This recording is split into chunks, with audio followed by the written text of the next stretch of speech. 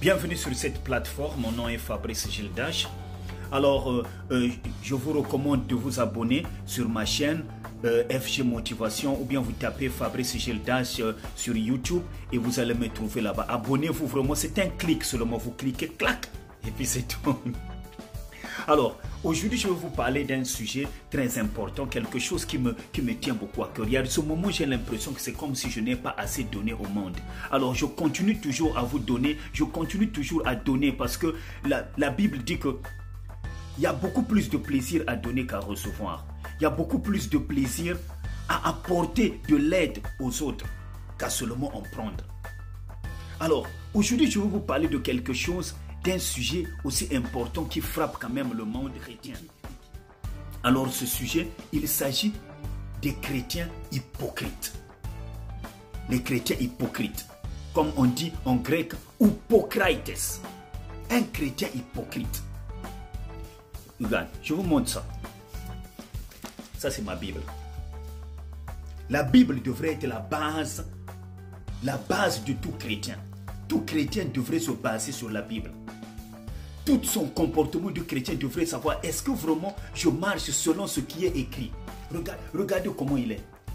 Regardez les pages. Tout est écrit. Chaque chose que je vois sur la Bible, je trace la Bible. C'est mon meilleur compagnon. Regardez, depuis des années je l'utilise. Je ne suis pas parfait.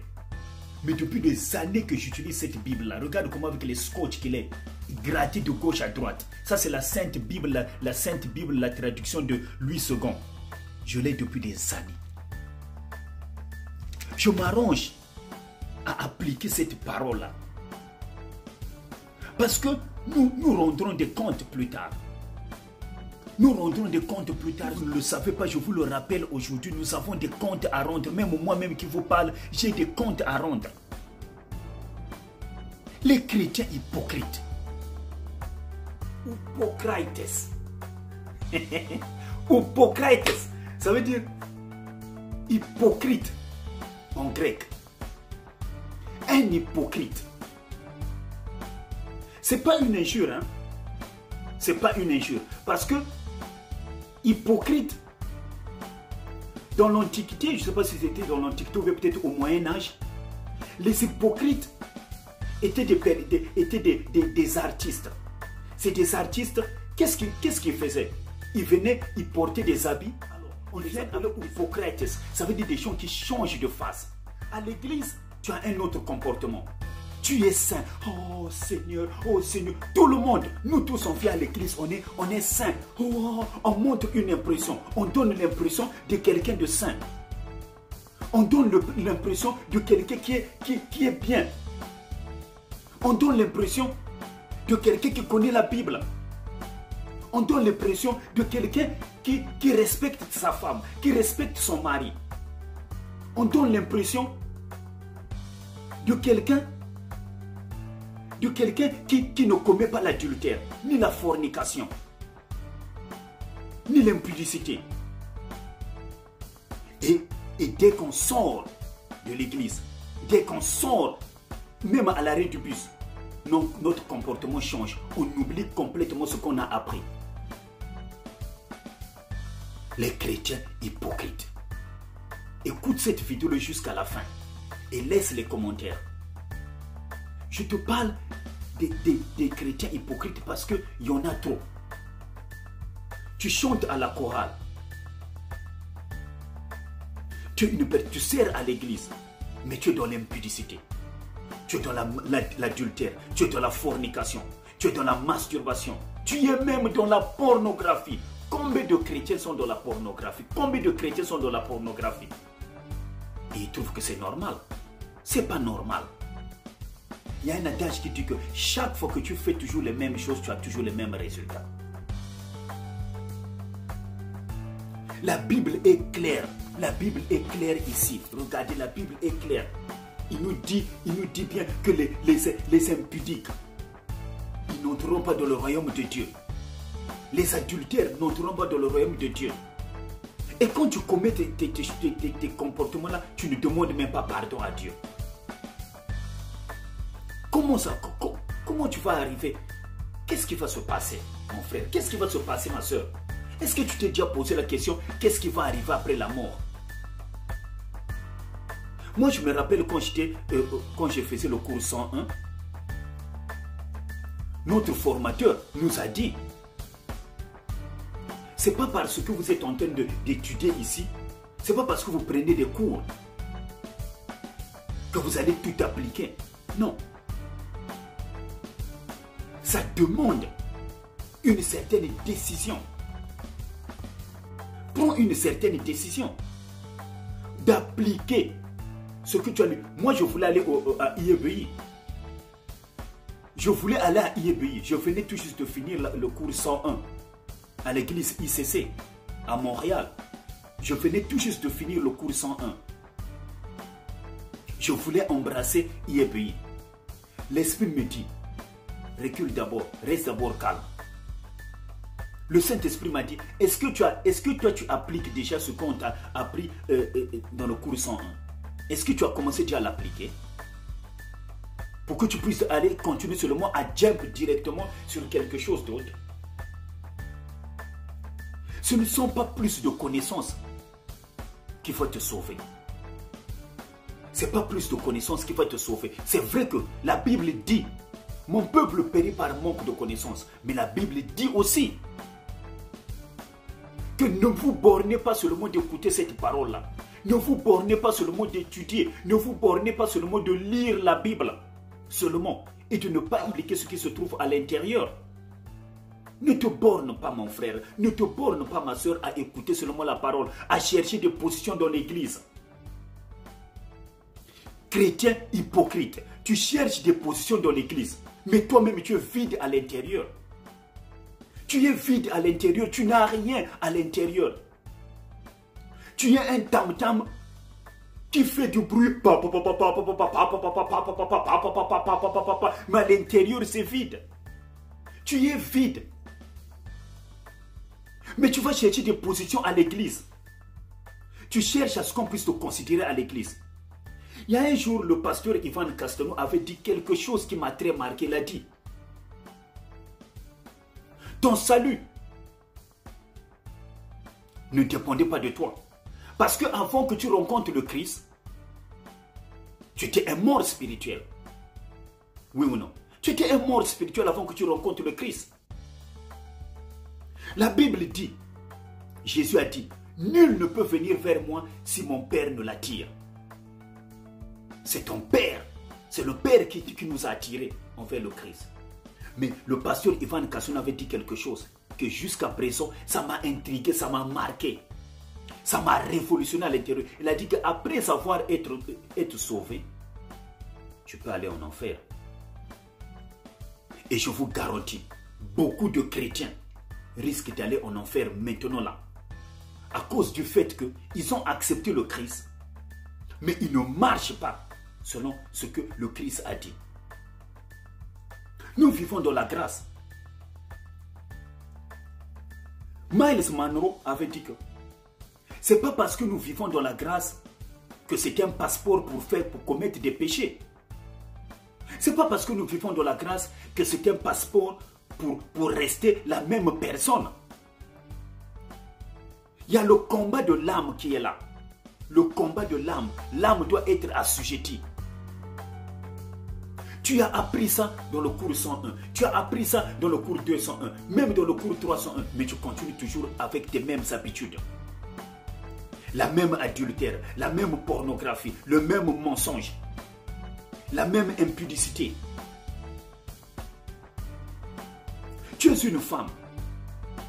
Tu as décidé que moi, je ne veux pas sortir avec les hommes avant le mariage.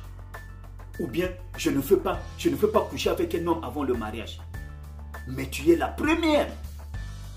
Dès qu'un homme arrive, tu es la première à aller ouvrir les jambes.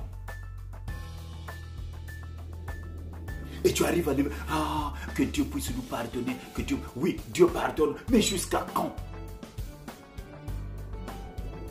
Jusqu'à quand tu vas sortir de l'église, tu vas commencer à fumer? Jusqu'à quand tu vas le faire? Réponds-toi, mon frère. Réponds-toi, ma soeur. On n'est pas éternel sur cette terre. Tu ne sais pas à quel moment tu vas mourir. Tu ne sais pas. Dans quelques minutes, tu peux mourir. Il y a des accidents qui arrivent. Il y a des terroristes qui sont par-ci, par-là. Il y a des maladies qui frappent. Tu soutiens l'homosexualité et tu vas à l'église. Dans ma vidéo, j'avais parlé des homosexuels. YouTube a supprimé ma vidéo de l'homosexualité parce que j'ai dit des vérités. Mais tu soutiens l'homosexualité et tu vas à l'église. Oh bon, moi ça me dit pas, ça me dit rien. Je ne suis pas là, je ne juge pas. Non, tu ne juges pas. Vous croyez que ce que je suis en train de faire, je vous juge. Je ne te juge pas. Je ne te juge pas du tout. Je suis en train de t'exhorter. Ce n'est pas un jugement, c'est une exhortation. Une exhortation est un conseil entre amis. C'est un conseil, c'est un rappel. Je veux te rappeler seulement que tu dois marcher selon ce qui est écrit. Ça, la parole de Dieu. La Bible qui est la parole de Dieu. Voilà la manière dont on va marcher. Les gens vont me critiquer, me dire, mais écoute, toi tu as envie de parler de la masturbation, tu as parlé de pénis et puis tu viens encore à la Bible. Tout ça, ça fait partie de la Bible. Dieu a dit quelque chose dans tous les domaines de la vie. Dieu, il a dit quelque chose dans tous les domaines de la vie. Est-ce qu'il n'est pas l'auteur de toutes choses? Il est l'auteur de toutes choses. Et toute chose qui t'arrive, Dieu est au courant. Dieu est au courant.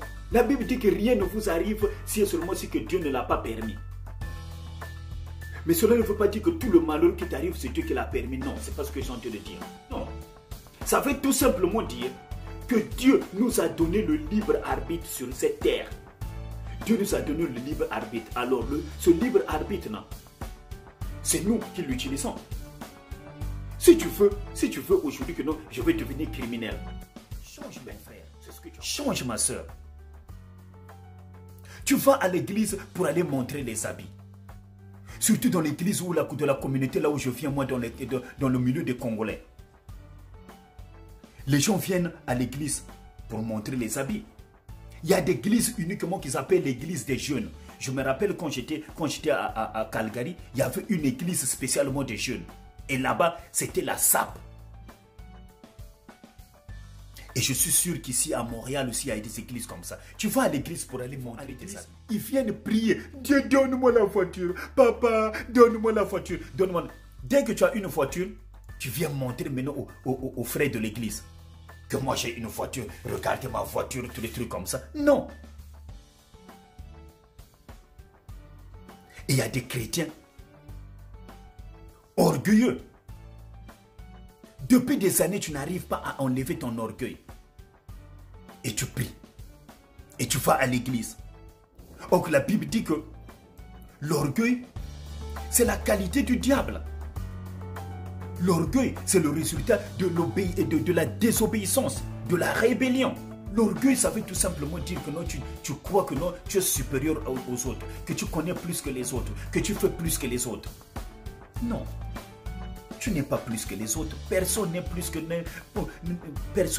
l'autre. Nous tous, nous sommes les brebis d'une même bergerie.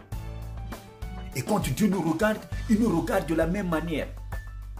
Et quand Dieu nous regarde, il ne regarde pas nos biens que nous avons. Il regarde notre cœur. La Bible dit que Dieu regarde droit au cœur. C'est une exhortation.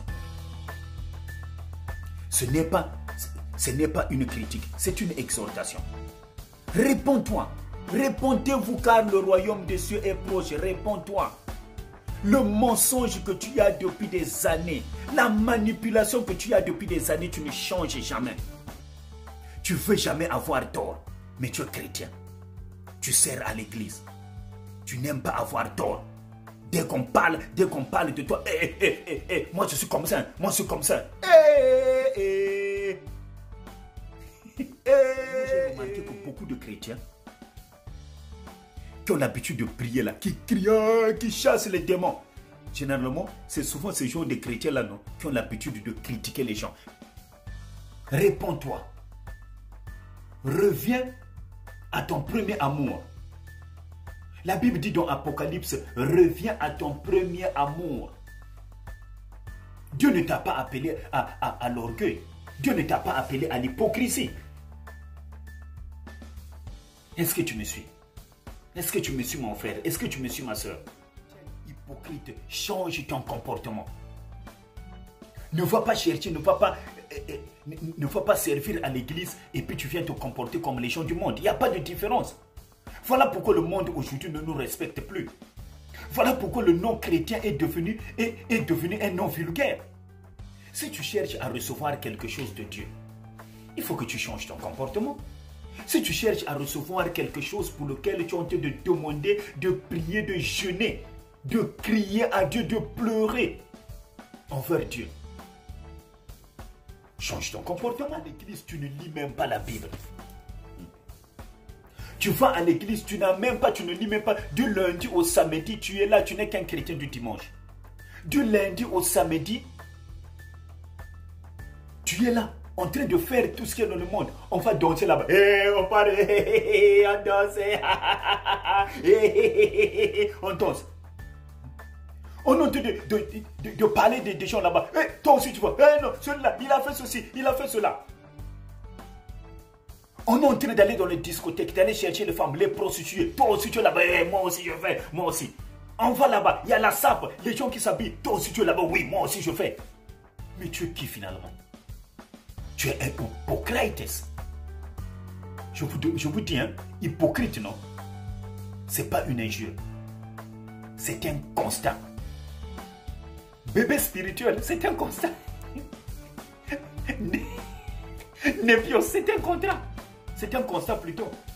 C'est un constat. Beaucoup d'enseignements que tu as en train de prendre, même à IEBI.